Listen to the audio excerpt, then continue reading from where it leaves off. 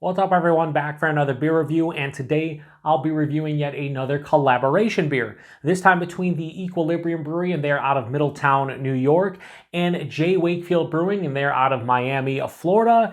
And this is their Moon of Vega batch 3. So they're calling this one a double IPA with vanilla and lactose. It comes in at 8.7% alcohol by volume.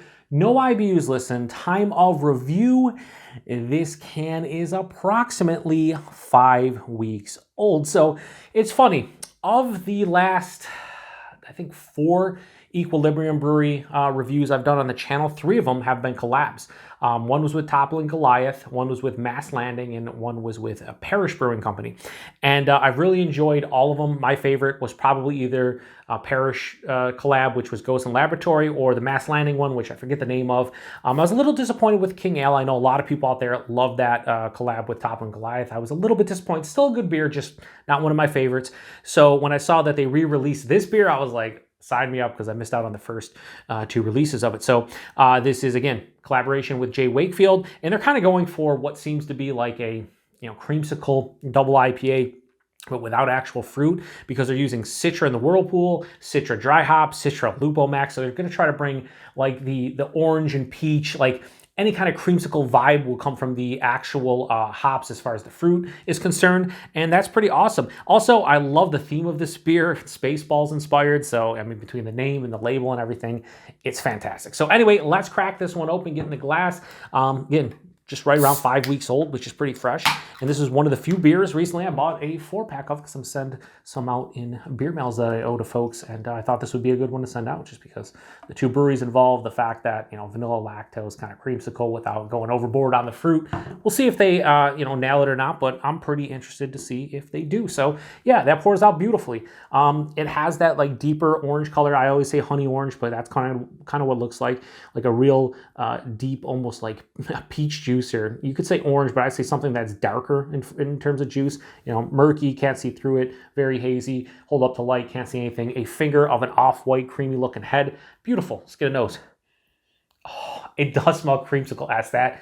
The vanilla, I think they said they're using Madagascar vanilla in this one, and there's a touch of lactose, even though it's vanilla and lactose. They're not going crazy with the lactose, and it's Madagascar vanilla. But yeah, it's creamsicle-esque. I'm getting orange, tangerine, and peach. That's pretty much what I'm getting from the Citra. That's what's bringing the creamsicle vibes to my nose in conjunction with the vanilla itself.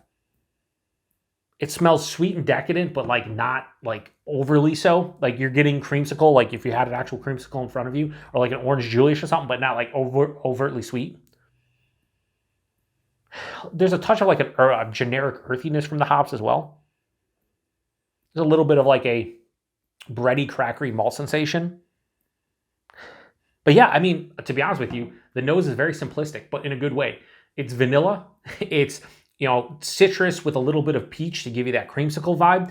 And then on top of that, an earthy kind of hop tone, a little bit of the malt character. But it smells kind of what I'm hoping that they're going to achieve. But what I really enjoy is it's almost 9%. I don't smell any booze or anything.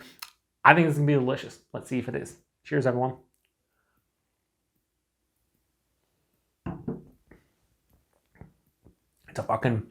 It's a creamsicle. And it has this, so, they always call it the EQ juice. A lot of people get like melon and whatnot, but I always get this this substantial, like almost acidic orange. And I say that in almost every EQ review, so I let you know, like that's the character I get from their EQ juice. Might be different to what other people get. Like I said, a lot of people get melon and different fruit. To me, that acidic orange kind of EQ juice finish is the perfect complement to the vanilla and lactose, because it's creamsicle-esque. So it just works awesome. And what I'm hoping to get out of this one, this is really tasty. Body and mouthfeel.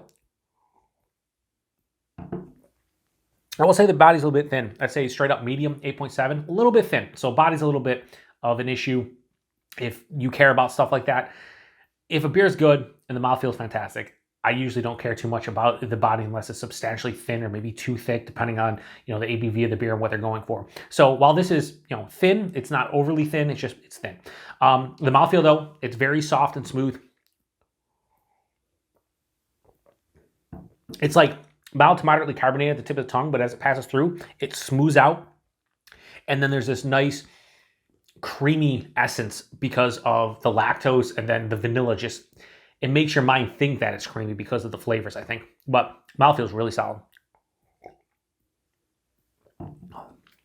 Taste, I'll be honest with you again, because again, I always try to be honest with my reviews, and I'm not going to sit here and bullshit you and say I'm getting 5,000 different flavors when I'm not. First thing that hits me at the front of the palate is orange, tangerine, and peach, just like that in the nose. It's more, I think, to like the tangerine and orange side because it's pithy, it's zesty, but it's also like juicy. After that, I get a little bit of like a peach, more of like an underripened peach, so it's not as sweet as a lot of times when I say peach, I'll say overripened or candy. It doesn't have that kind of vibe specifically right now in this beer. But then as it passes through, the vanilla hits like midway through the palate, and that's where you're starting to think to yourself, okay, orange, tangerine, peach, creamsicle. Yeah, definitely creamsicle. There's vanilla here. It's hitting. There's an underlying slight like malty sensation too, but it's kind of like the tertiary, maybe even further than that as far as the character is concerned. It's definitely not, you know, number one or number two, and it's underlying too, so it doesn't like step in the way. But yeah, so creamsicle. But as it passes on, that EQ juice finish really bumps up that creamsicle vibe. It takes it from, okay, this is a solid, firm creamsicle to like, that is unmistakable, that is creamsicle. And again, if like a blood orange creamsicle existed, that would be like what I'm specifically getting. It has an acidic, slightly tart, but juicy orange character, and it just ramps up that creamsicle flavor. And this finish is incredibly dry to my palate, which is so welcome because everything else just sounds so sweet with the creamsicle. But this has a really dry finish. Like my tongue right now is like sandpaper, and as I'm talking to you, it's like devoid of most saliva. So I'm gonna go back for a sip. Yeah, that just creamsicle through and through, but then it just dries out. There is a very mild bitterness here, but I'm saying it's very mild. What is here though, is I think I'm getting a little bit of the alcohol in the back of the palate, mixing in with that like acidic kind of feel to the beer. I don't know if it necessarily is the alcohol, but it's not as stringent, and it's not like something that is noticeable in a bad way. It's kind of adding, I think, to the finish, so I'm fine with it. But yeah, I can tell this is a little bit bigger. If I would guess at least 8%, if not closer to 9. So they don't hide the alcohol extremely well, but I really don't care because I'm loving each sip of this. It's really good. There's a little bit of a warming into the chest, but you kind of expect that for an almost 9% beer. Yeah, I mean, they did a great job with this. I didn't have the first two batches, but this batch, yeah, it's fucking awesome. Wow. I just think, you know, a lot of people, and I know a lot of folks out there in the comment section, the viewers of the channel, friends of mine, will agree that a lot of times collabs aren't all what they're cracked up to be. You'll hear a collab between two breweries and you just be like, man, that should be good. And then you get it, like, that's a little disappointing. And that happens more often than not. But I think with EQ specifically, of the collabs I've had over the past year or so, they're nailing the collabs. Like, they are nailing the collabs. I've had collabs with Other Half, maybe not in the last year, but I had their Dream Lab. That was a great collab. Then again, the aforementioned 3 that I mentioned with Parish, Mass Landing, and Toppling Goliath. And this, the collabs are fucking wild in a great way. So yeah, is this like a world-class, amazing beer?